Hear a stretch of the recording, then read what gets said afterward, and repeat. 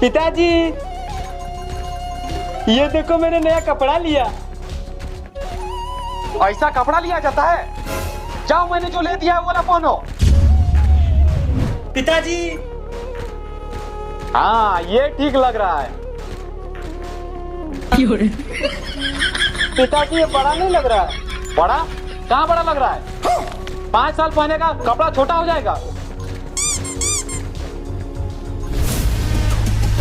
पापा, अरे मेरा बेटा तो बिल्कुल हीरो लग रहा है। पापा, this is not my type. मुझे ऐसा कपड़ा पसंद नहीं है। अबे तो तुझे कौन से कपड़े पसंद है? 1 मिनट। पापा, दिस इज माई फैशन। 2024 में ऐसा तो 2050 में कैसा होगा?